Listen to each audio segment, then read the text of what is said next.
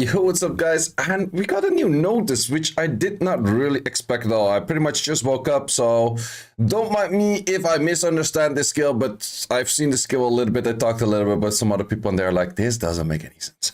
But besides that, first of all, we are getting new monsters, which is kind of fast. Like, didn't we recently already had, like, the Draken Warriors, which I think are less than 2 months old? Before that, the JJK units less than 2 months old. Why are we getting this many new units all the time while none of the Draken Warriors are usable? A lot of other units are still pretty lame slash garbage, so I don't really know. They look dope though. At least I would say the net 5 looks dope. The net 4 looks kind of... It gives me vibes of Yorick from League of Legends. Well, then you can say the left one kind of looks like Gwen from League of Legends, but okay, fair enough. So we got Specter Princess and a Tomb Warden. So let's see. They did showcase 2 skills of those of the units already. So we have supports on the Princess and we have HP type on the Tomb Warden. However, this skill kind of does read like an HP type more as well. But let's see what we have. So Curse Throw, absorb the enemy attack bar 15% by a 50 check. That's kind of similar to like Shizuka, like the Omnioji skill once. Then we have Arsenal Sacrifice. This skill is like weird. I have no clue where it's going or how this works. Or distribute damage to all enemies according to your max HP, being a support type. A little bit strange, but fair enough, I guess. In proportion to the ratio of the sacrifice gathered in your arsenal. Yes, I don't know. If the arsenal becomes full sacrifice, okay. The cooldown of arsenal of sacrifice, okay, decreases by 1 turn. Consume all sacrifice when using this skill when your arsenal is full. Aha! This is one of those kind of things where people just throw words at you and you're like, yeah, I have no clue. Maybe it's just me being sleepy. I don't know. I just woke up. I'm not that much of a morning person. But that's why I sometimes wake up early, because random notes just pop up and then I'm in bed. I'm like, gotta make a video on that, I guess. Well, sidetracking. Sacrifice proportional to the damage taken by enemies and allies on the battlefield accumulate in arsenal. When a unit dies, the arsenal instantly becomes full.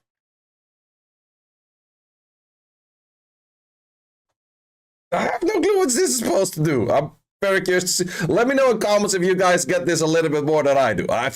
Is this just some damage proportional to your like max HP or something that just goes up or something like that? I don't know. Weird. Also, you do decrease the cooldown by 1, but we don't see how much cooldown it is. And that was fireworks outside. I'm not sure if you heard it on the mic, but... And then the third skill, yeah, that's even the second skill, that's already weird. Okay. Attacks on enemy 3 times to provoke them for 1 turn and give branding for 2 turns. This attack will deal more damage according to your max HP. How the hell is this a support type in the first place? Max HP scaling, you're supporting freaking nothing. Unless this is supposed to be support. But you're not healing anything, you're not giving any buffs to anyone. How the hell are you support type? This has to be a mistake. Like this is the least support looking unit that I've seen in the game.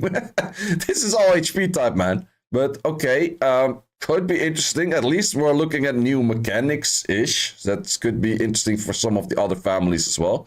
Let's look at the net 4. Maybe we're gonna look into something that can lighten up the net force on siege, but let's see. We have HP type, which is definitely not that bad. I would say most of the siege defense nowadays are more like bruiser-ish.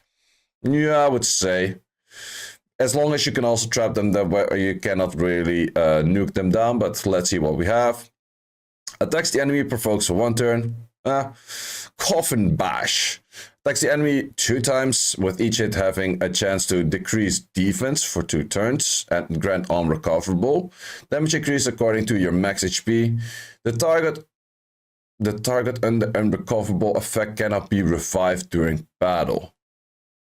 Okay. Net force siege related, only revives I can think about is like Beta / Iona, which are not super common at the moment, so not sure if that is the best of things. It's also kind of weird to have like a passive embedded in a skill itself rather than in here, which is kind of strange. I would expect like if you have a passive, it would be embedded in here rather than in the skill, because I guess this is always active no matter if you put the unrecoverable effect or someone else put the unrecoverable effect, which is a little bit strange to me. And then we also have counter attack, 50% chance to get attacked. Okay, won't land as a cleansing hit. Yep, and then you also have the 1 chance to provoke, or well, the provoke probably does go up to like 75-ish, I would assume. So they are coming in the next update already. And I do expect the next update to be hitting soon, because we have like a 2-week cycle of updates. And the last one was around, wait, we can still probably see that. Yeah, that was around here, the 26th. Which was, or that was the time of the notice. The 26th is exactly tomorrow. Or well, 2 weeks after the 26th is exactly tomorrow. So curious to see if we're going to get that right away tomorrow. Could be a thing. Or maybe the day after. No, wait. The notice was on the 26th. So then the patch should be Wednesday-ish. If they keep to the same cycle. Like it's about like 2 weeks. So it doesn't have to be exactly 14 days. But yeah, let me know in the comments what you guys think about these units. Let me also know what you think about... are we getting units too fast rather than fixing like core things in game? Let's say in R5, let's say, I don't know what, they're mainly R5. There's probably a bunch of other things they can fix. Can't really think of stuff right now, but mainly like R5, other things. Fixing units that are bad in the first place. Like if we look at the Draken Warriors, all of them are kind of on point where you're like, yeah, I could use them, but they're probably not that great. Why would I even use them?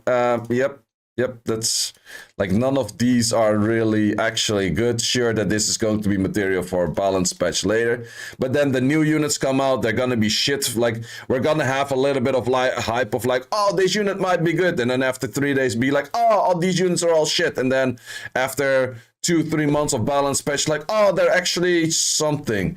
But yeah, that's just, I don't know, man. They have been releasing too many units. Sure, it's relatively okay-ish to keep up on mystical scrolls to pull like the elemental ones, but for LDs, like the pile of shitty LDs is just increasing and increasing. Like shitty LDs, there's still like the Itadori, the Jack version is still shitty. Like there's a lot of shitty LDs.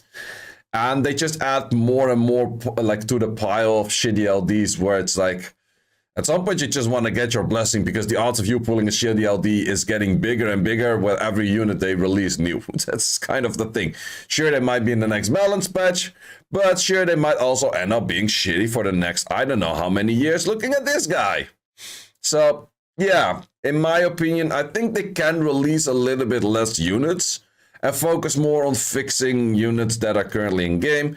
But then again, that wouldn't make them that much money, whereas releasing new units does make them a little bit more money. But I'm surprised on the fast pace of releasing units, because I would say in the last 2-3 years, they weren't this fast on releasing units. Like, correct me if I'm wrong though, but I feel like that's pretty much with like, let's say the Assassin's Creed units up until like the Witcher units.